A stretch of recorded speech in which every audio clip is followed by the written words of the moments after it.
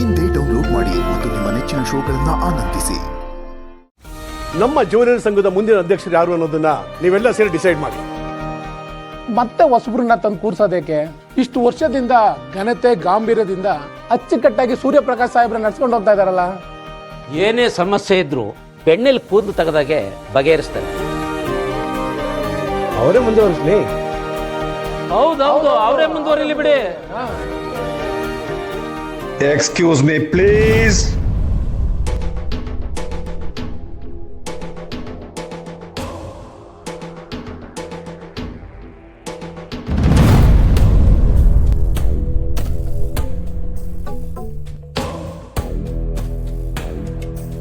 ನಿಂತಿರೋ ನೀರು ಸೇಫು ಅಂತ ಅದರಲ್ಲೇ ಈಜಾಡ್ಕೊಂಡಿರ್ತೀರೇನ್ರಿ?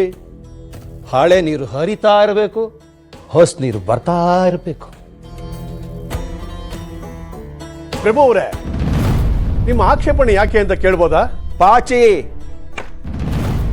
ಕಟ್ಟಿದೆ ನಿಂತಿರೋ ನೀರು ಕೆಳಗಡೆ.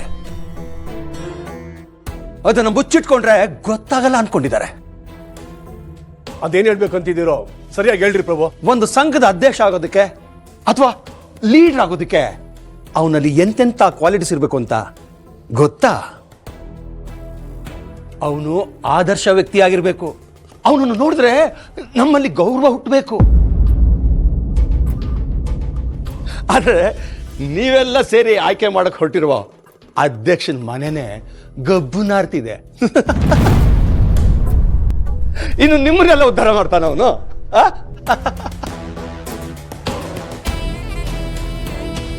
ರೀ ಪ್ರಭು, ಪರ್ಸನಲ್ಲೇ ಬೇರೆ ಪ್ರೊಫೆಷನಲ್ಲೇ ಬೇರೆ ರೀ. ಪರ್ಸನಲ್ ಬದುಕಲ್ಲಿ ನೆಟ್ಟಿಗಿದ್ರೆ ತಾನೇ ಪ್ರೊಫೆಷನಲ್ ಆಗು ನೆಟ್ಟಿಗಿರೋದು ಅಲ್ವೇನ್ರಿ ಅಧ್ಯಕ್ಷರೇ? ಇವರ ಮೊದಲನೇ ಮಗ ಅಪ್ಪ ಹಾಕಿರೋ ಆಲ್ದ ಮರಕ್ಕೆ ಚೋತಾಡ್ತಿರೋ ಮಂಗ. ಇನ್ನೊಬ್ಬ ಯಾವ ಬೀದಿಲಿ ಯಾವ ಬ್ರಾಂಡ್ ಕುಡ್ಕೊಂಡು ವಾಲಾಡ್ತಿರ್ತಾನೋ ಅವನಿಗೆ ಗೊತ್ತಿರಲ್ಲ. ಇನ್ನು ಮೂರನೇ ಭವಿಷ್ಯನೋ ಆ ದೇವ್ರಿಗೆ ಪ್ರೀತಿ. ಇನ್ನು ಅವನ ತಂಗಿ ಗಂಡನ್ನ ಬಿಟ್ಟು ಅಣ್ಣನ ನೆರಳಲ್ಲಿ ತಂಪಾಗಿದ್ದಾಳೆ. ಮೂರು ಬಿಟ್ಟವರು ಊರಿಗೆ ದೊಡ್ಡವರು ಅನ್ನೋ ಹಾಗೆ ಇಂಥವ್ರನ್ನ ಅಧ್ಯಕ್ಷನಾಗಿ ಆಯ್ಕೆ ಮಾಡಕ್ ಹೊರಟಿದ್ದೀರಾ.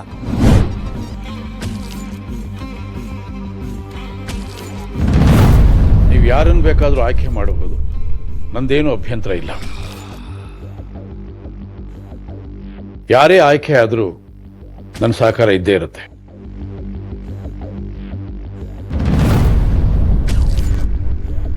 ಸೇವೆ ಮಾಡೋದಷ್ಟೇ ನನ್ನ ಕರ್ತವ್ಯ. ನಾನಿನ್ ಬರ್ತೀನಿ. ಉತ್ತರ ಕೊಡಕ್ಕಾಗದೆ ಕಾಲ್ ಕೀಳ್ತಿರೋ ಅಧ್ಯಕ್ಷರು ನೋಡಿ ನಗಬೇಕೋ ಅಳ್ಬೇಕೋ ಗೊತ್ತಾಗ್ತಾ ಇಲ್ಲ.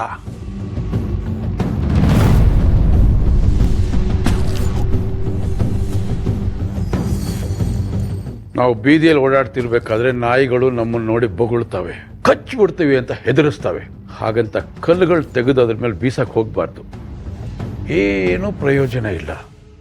ಆ ನಾಯಿಗಳು ಬೊಗಳೋದನ್ನ ನಿಲ್ಲಿಸೋದೇ ಇಲ್ಲ. ನಿನಗೆ ನನ್ನನ್ನು ಪ್ರಶ್ನೆ ಮಾಡೋದಕ್ಕೆ ಅಧಿಕಾರ ಇದೆ, ಆದರೆ ನನ್ನಿಂದ ಉತ್ತರ ಪಡ್ಕೊಳ್ಳೋ ಯೋಗ್ಯತೆ ನಿನಗಿದೆಯಾ? ಆ ಅರ್ಹತೆ ನಿನಗಿದೆಯಾ? ಏನೋ ಅಂದೆ?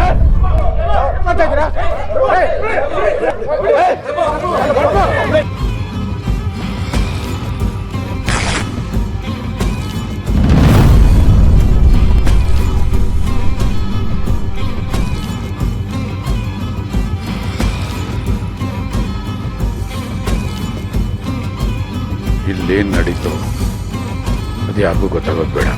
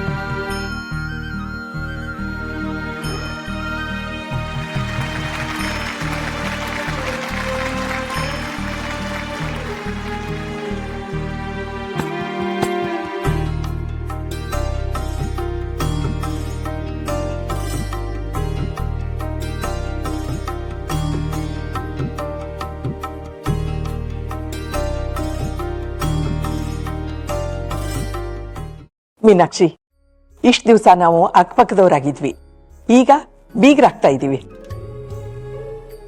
ರಾಜೇಶ ಒಳ್ಳೆ ಹುಡುಗ. ನಮ್ಮನೆ ಮಗಳನ್ನ ನಿಮ್ಮನೆ ಕಳಿಸ್ತಾ ಇದ್ದೀನಿ. ನಿಮ್ಮನೆ ಮಗಳ ಥರನೇ ನೋಡ್ಕೊಳ್ಳಿ. ಅಯ್ಯೋ, ನೀವೇನು ಚಿಂತೆ ಮಾಡಬೇಡಿ. ನಿಮ್ಮನೇಲಿ ಮಗಳಾಗಿದ್ದವಳು ನಮ್ಮನೇಲೂ ಮಗಳಾಗೇ ಇರ್ತಾಳೆ. ಇರ್ಲೇಬೇಕು. ಇರ್ಲಿಲ್ಲ ಅಂದ್ರೆ ಕಾವೇರಿ ನದಿಲಿ ತೇಲಿಸ್ಬಿಡ್ತೀನಿ. ಗೊತ್ತಾಯ್ತಾ ದೋಸ್ತ? ಆಯ್ತಪ್ಪ, ನೋಡ್ಕೊಂತೀನಿ ಚೆನ್ನಾಗಿ.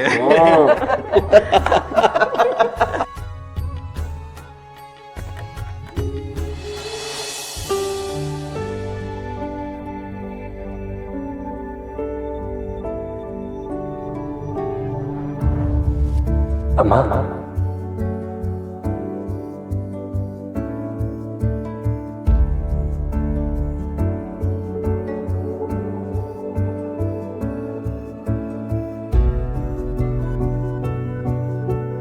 ಮುಟ್ಟಬೇಡ. ಊರಲ್ಲಿರೋ ಹೊಲಸನ್ನೆಲ್ಲ ಮುಟ್ಟಿರೋ ಆ ಕೈಯಿಂದ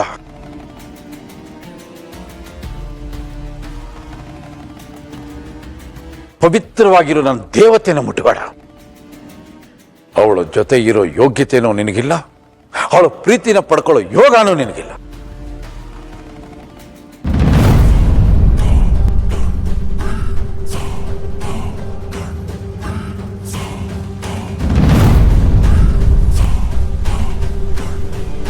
ನಾನು ಯಾವತ್ತೂ ನಿನ್ನ ಕ್ಷಮಿಸೋದಿಲ್ಲ, ಯಾವತ್ತೂ ನಿನ್ನ ಕ್ಷಮಿಸೋದಿಲ್ಲ.